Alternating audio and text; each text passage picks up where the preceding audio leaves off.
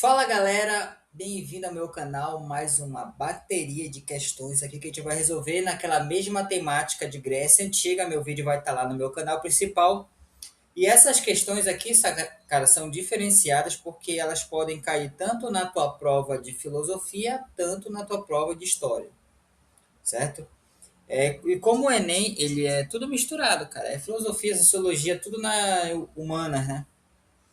Então é bom tu ter uma macete de como resolver essas questõezinhas aqui também. Eu vou trazer umas questões interessantes aqui nessa temática ali de filosofia grega. Então, se você não se inscreveu no meu canal, se inscreva no meu canal, curte, compartilhe, comente.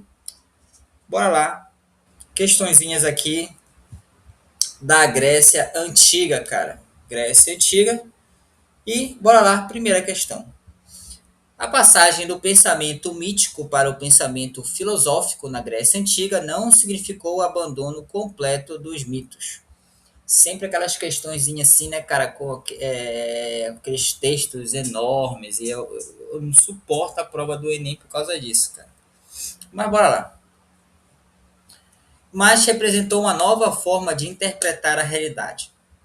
Enquanto as narrativas míticas explicavam os fenômenos naturais por meio da ação de deuses e seres sobrenaturais, os primeiros filósofos procuraram identificar princípios universais que permitissem compreender a natureza por meio da observação e da razão. Subviu o meu vídeo lá. Tu sabe que a Grécia Antiga ela não era unificada, eram várias cidades-estados ali, né? E a filosofia, a transição da filosofia, da mitologia para a filosofia, era que as religiões em si, cara, elas tentam explicar as coisas de uma maneira mitológica. Então, por que que existe o Sol? Né? A gente acorda todo dia, as primeiras civilizações acordam todo dia e vê ali o Sol brilhando, né? Então, de onde que surgiu isso, né? Então, vai ter várias as mitologias, elas têm esses contos, essas histórias. Ah, porque no caso da mitologia grega, porque teve um deus que criou esse sol, né, um governante desse sol, que é o Hélio, né? Ele vem com a carruagem de fogo dele e vem trazendo, vem fazendo essa transição aí do sol para a chuva, do dia para a noite, né? Então ele vai fazendo esse ciclo aí. É porque tem um inverno, porque tem um verão, né? Então a mitologia grega também vai tratar sobre isso, vai tratar de todos os aspectos da vida.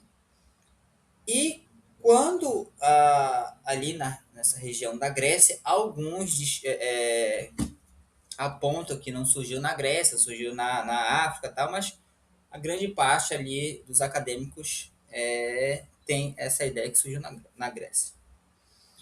Então, eles começaram a não se desvincular da mitologia completamente, mas de olhar de uma maneira racional as coisas.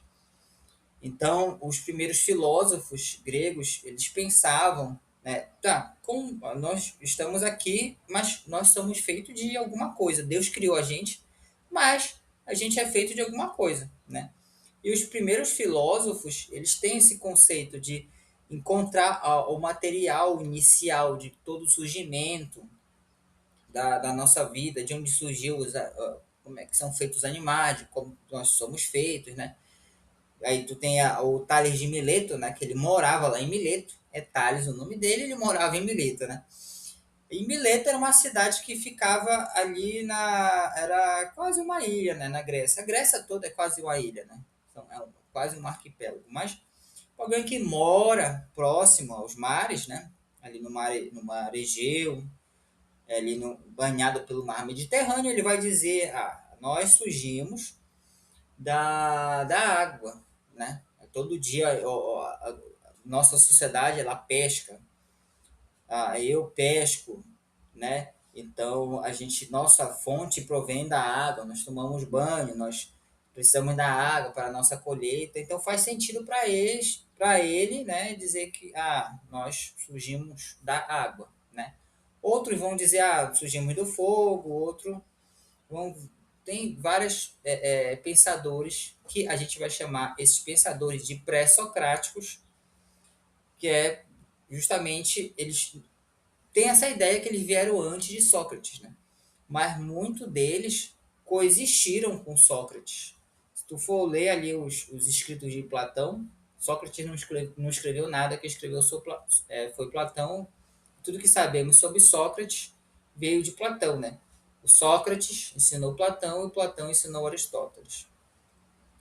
E os escritos de Platão são os diálogos platônicos. Então, o Sócrates está sempre conversando com alguém, ele está sempre ali questionando alguém. O Sócrates é chato, na verdade, o Sócrates. Se tu lê ali a República, se tu lê aqui onde tem o mito da caverna, se tem, deixa eu ver outro livro aqui, a Apologia de Sócrates. O Sócrates, na verdade, ele é chato, tem o método socrático, ele é muito questionador. E tu vai ver alguns personagens que participam da conversa junto com ele são outros filósofos, que a gente vai chamar de pré-socrático, né? E passa essa ideia que eles vieram antes de Sócrates, na verdade não. Eles coexistiram também, alguns coexistiram com Sócrates, moravam na mesma cidade. Mas, como eu falei da formação da Grécia, a Grécia era várias cidades, estados, então outros filósofos também surgiram em várias cidades, não foi um lugar que apareceu num único lugar. Tá? Já dei uma breve introdução aí. Essa mudança foi favorecida por fatores históricos como o desenvolvimento do comércio marítimo, falei ali, questão de Mileto, questão das cidades-estados gregas, elas comercializavam maritimamente. O contato com diferentes culturas e o surgimento das cidades-estados gregas que estimularam o debate público, a circulação de ideias.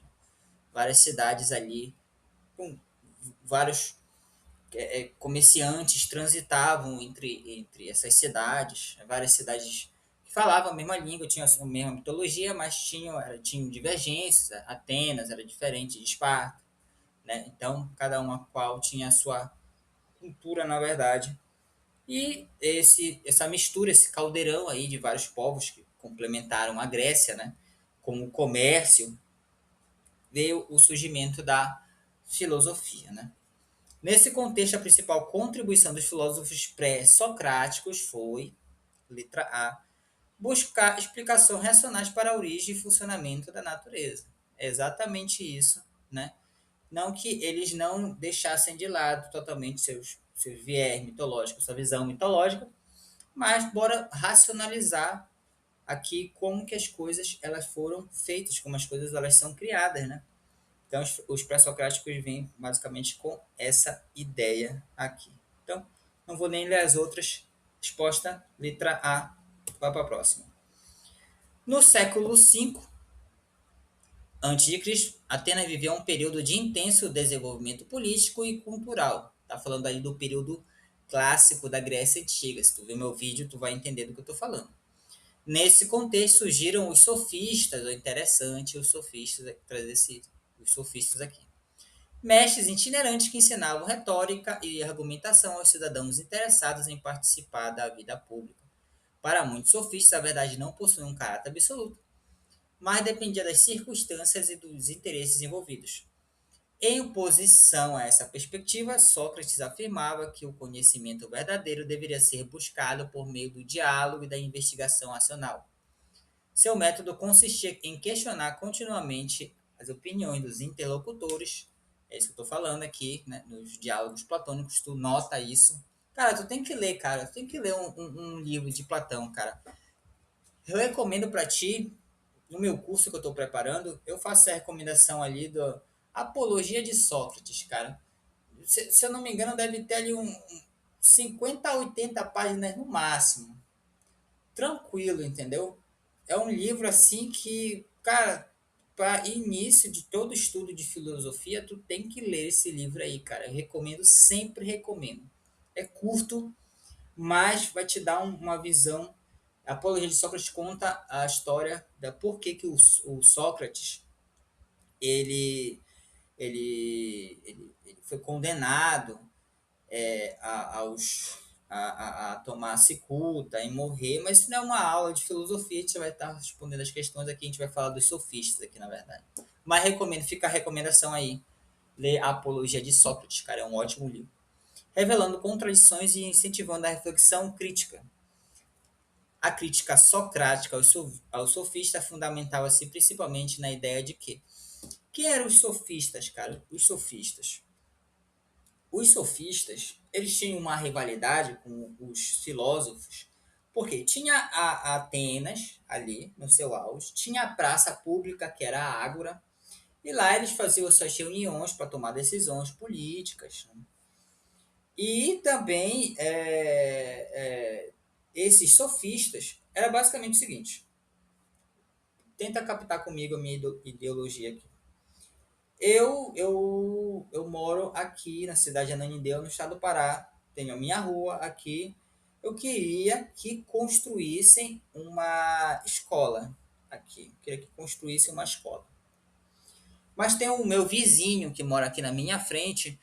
Ele quer que asfaltem a rua dele, apesar da rua ser asfaltada aqui, mas ele quer que asfaltem a frente da casa dele, porque ele quer vender a casa dele e é viável que se asfalte para dar aquela valorizada, ficar mais cara, né?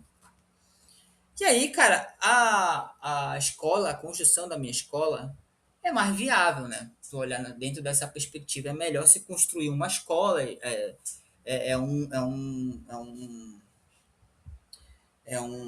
para ter o avanço da educação, né? Formação ali das crianças. Não tem escolas por aqui, né? As escolas que tem são longe, então é viável que se construa uma escola. E ele quer que asfalte a rua pensando simplesmente nele, né? No conceito dele. Né? Claro que vai beneficiar a rua, mas a rua já não é tão feia da estar asfaltada. Mas ele quer melhorar para. E aí, cara, se eu entro na Ágora para debater sobre essa proposta de que asfaltem a minha rua, eu posso ganhar. E ele, sabendo disso, ele é um cara que tem dinheiro, tem dinheiro.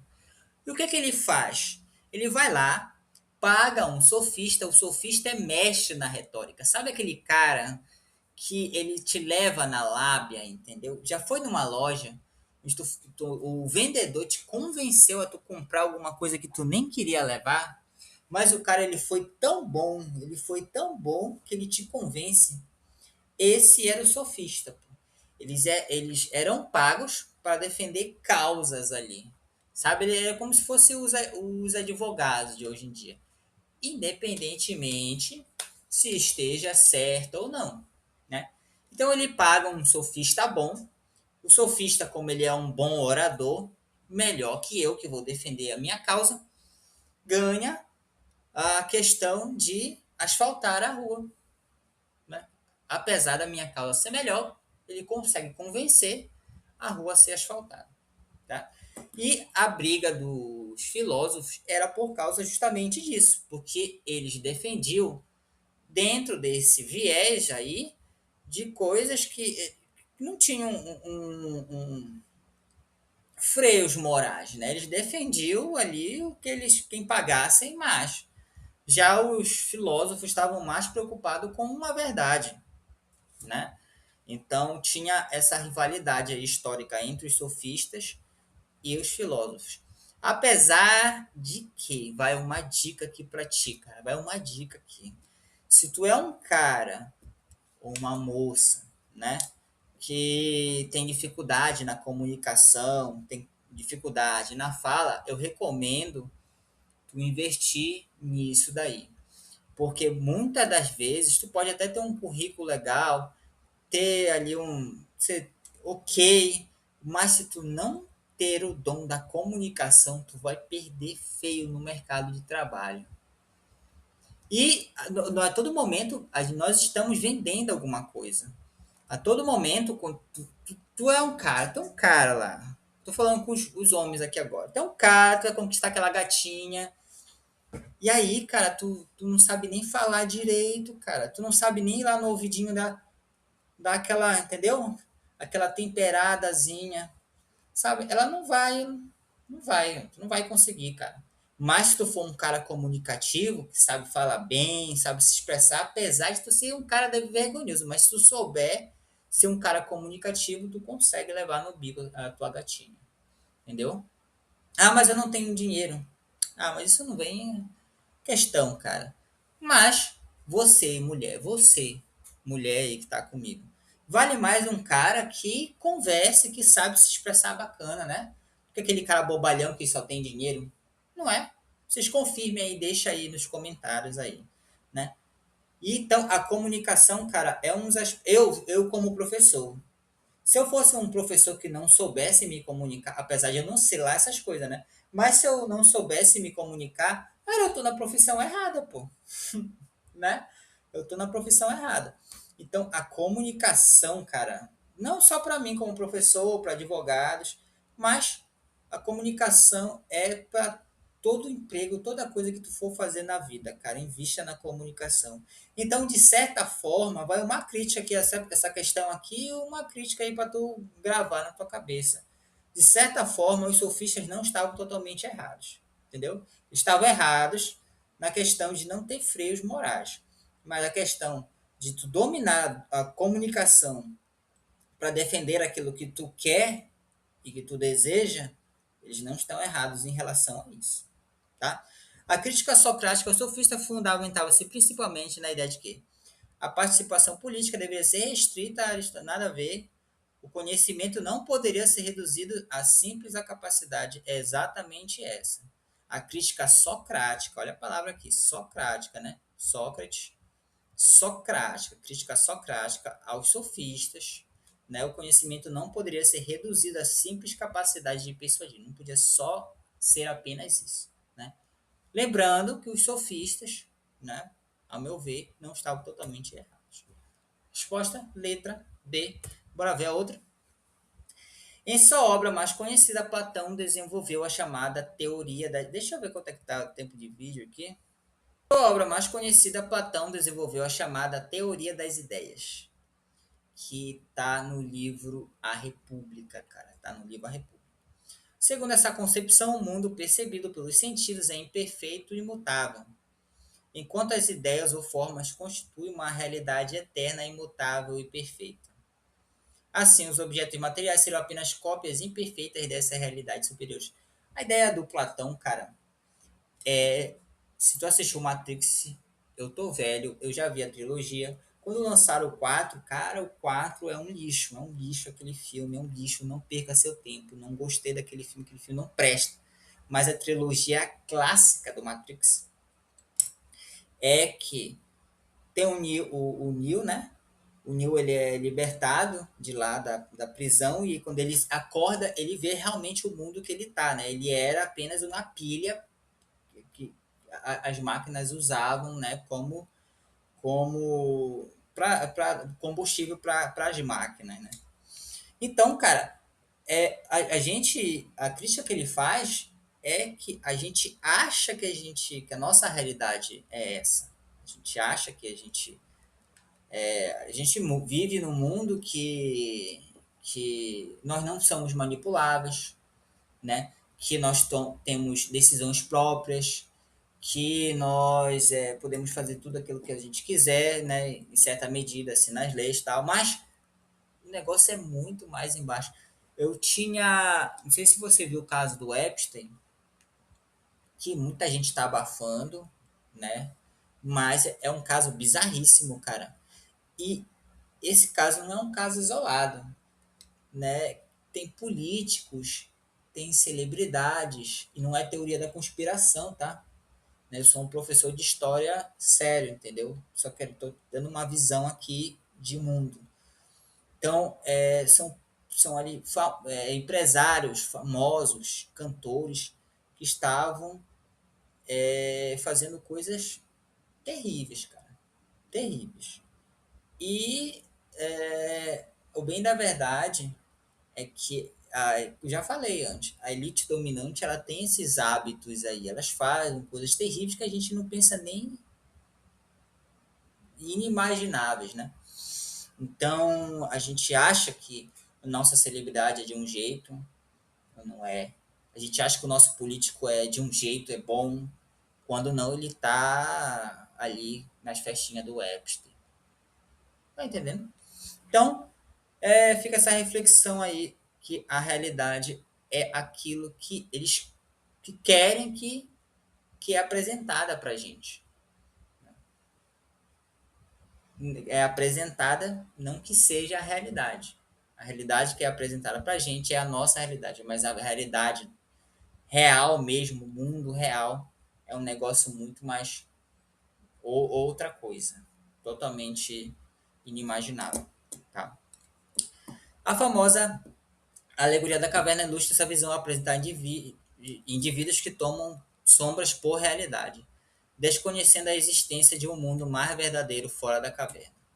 De acordo com a filosofia platônica, o conhecimento autêntico é alcançado quando o indivíduo, letra A, aceita as tradições transmitidas pelos ancestrais. Nada a ver. Baseia-se exclusivamente, cuidado, eu sempre falo essas palavras aqui, ó, cara. Exclusivamente, né? Essas palavras generalistas aqui, ó. Tomar cuidado em tudo. Não cai tanto em questão do Enem, mas cai muito quem faz concurso público, essas palavras aqui. Tá? Você utiliza a razão para alcançar as realidades tangíveis. Né? O Platão ele era racionalista. Tem os empiristas e tem os racionalistas dentro da filosofia. Os racionalistas eles pensam na realidade e depois aplicam aquilo que eles pensaram. Os empiristas eles pegam o recorte da realidade e transmitem isso. Não sei se você está me entendendo, mais ou menos. Então, o racionalista ele pensa na realidade, molda a realidade dentro daquilo que ele pensou. E os empiristas eles veem a realidade nua e crua e tiram a conclusão em cima disso. Dentro da filosofia tem isso. O racionalismo e o empirismo. Platão é racionalista, né? Ele idealiza as coisas primeiro. E o Aristóteles, por exemplo, ele é um empirista. Ele fazia seus experimentos, ele vê a realidade nua e crua.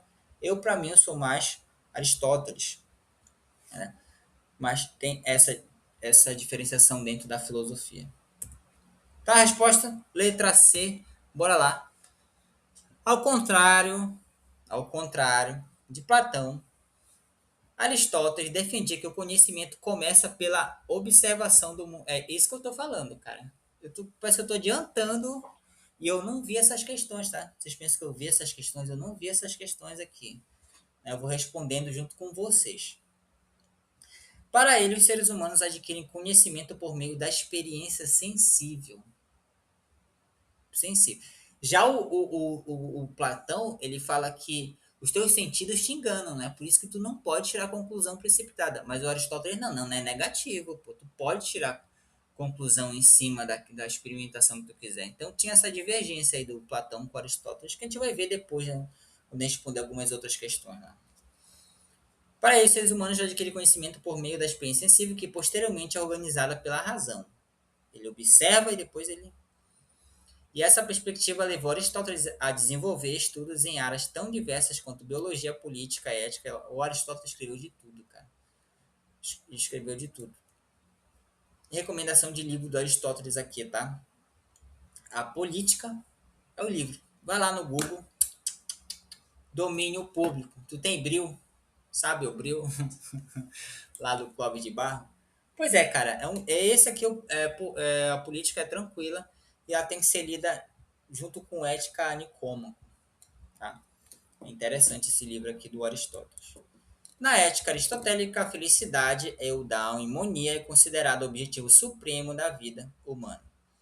Entretanto, essa felicidade não corresponde ao prazer imediato, mas à realização plena das potencialidades humanas por meio da prática constante da virtude. Segundo Aristóteles, a virtude consiste.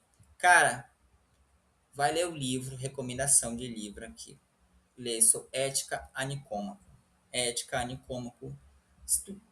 Tem 50 páginas, cara. Ética a Nicômaco. Não, a política deve ter uns 100, 120, pouco. Sabe? Lê um parágrafo por vez e vai, tranquilinho. Que aí vai te dar, não só em questão para tua prova, cara, mas questão de conhecimento. Tá? Obedecer rigorosamente às tradições religiosas da cidade. Passar o avião aqui, preciso dar uma pausa no vídeo. Obedecer rigorosamente às tradições religiosas, não. Busca a satisfação irrestrita, olha para a palavra generalista. Restrita, não. Renunciar completamente, olha a palavra generalista, não. Encontrar o equilíbrio entre extremos de comportamento, tá? Daria essa daqui, mas bora ver as outras lá, que é dedicar-se exclusivamente, palavra generalista, a gente vai por eliminando, tá? Resposta, letra D. Eu não vou explicar um pouco mais sobre a questão do Aristóteles, porque senão o vídeo vai ficar muito longo e a gente vai estar ficando sem tempo já. Bora para a última questão aqui. As escolas filosóficas do período helenístico, vê o meu vídeo lá, que eu falo do período helenístico da Grécia Antiga, cara. Que veio ali depois da morte do Alexandre o Grande, que depois vem as invasões ali do Império Romano, e a gente muda essa perspectiva ali, a gente tem as escolas filosóficas ali, o epicurismo, o estoicismo, aí que ficou muito popular o estoicismo hoje em dia, né? O modo de como que tu viver a vida, tal. Só que, cara, tem nada a ver com que esses coaches de internet aí, com essa galera aí de Farmando Aula, Sigma, estão falando dos estoicos, cara, nada a ver. Mas são escolas filosóficas que se formaram depois da morte de Alexandre o Grande, ali, que os pré-socráticos, eles queriam saber a origem do nosso surgimento. Depois de Sócrates, trouxe esse olhar mais humanístico de como com os problemas do mundo, de como se resolver. E como se resolver não, né? A filosofia ela não tenta levanta algumas questões e em vez de ela responder, ela te deixa com mais dúvidas. E os helenísticos, eles tentavam achar um meio de como tu viver uma vida de uma maneira mais adequada. Uns, o epicurismo, o estoicismo, esse daí que eu te falei. Resumindo, isso é uma aula de questão, né? Uma aula de questão. Então, a gente tem que ser bem sucinto aqui, tá? Diante da estabilidade e da ampliação do contato com diferentes povos, muitos filósofos passaram a concentrar suas reflexões na busca da felicidade individual e da tranquilidade interior. Os estoicos defendiam que o ser humano deveria viver de acordo com a razão e aceitar serenamente os acontecimentos que não pudessem controlar. Já os epicuristas buscavam uma vida equilibrada, livre de medos e sofrimentos desnecessários. Apesar das diferenças entre essas correntes, ambas compartilhavam o objetivo de, né, generalizando, essas escolas buscavam um meio de como tu tem que viver a tua vida, a melhor maneira de como tu tem que viver a tua vida, tá? Tem essas diferenciações aí, mas generalizando, isso daí que tu tem que saber mais ou menos quando for ter contato com essas escolas aí helenísticas. Então, letra A, restaurar as antigas monarquias gregas, nada a ver, né? Fortalecer a religião tradicional das polis, também nada a ver. Promover a expansão militar do mundo helênico, não. No caso seria o mundo do Alexandre o Grande, mas não. Desenvolver métodos matemáticos para explicar a natureza. Isso daqui, quem fazia era ali o pré-socrático, ali o Pitágoras, tá? Pitágoras, ele tinha uma galera que seguia ele era quase um culto à matemática, entendeu? O Pitágoras. Mas esse é com pré-socráticos ali, não tem nada a ver. E orientar os indivíduos na busca de uma vida feliz e equilibrada. Letra E. E, mais uma vez, se tu caiu de paraquedas aqui, se inscreva no meu canal, curte, compartilhe, comente. Hoje eu tô postando esse vídeo, hoje é jogo do Brasil, cara, mas você que tá estudando, Você que está estudando para sua prova, cara. Você tem que focar, né? Porque aqueles caras eles já estão ricos jogando bola. E tu tá aqui comigo, eu fazendo o vídeo, e tu assistindo o vídeo tentando mudar de vida. Então tá bom? Fica aí a reflexão. Se inscreva no meu canal, curte, compartilhe, comente. Ah.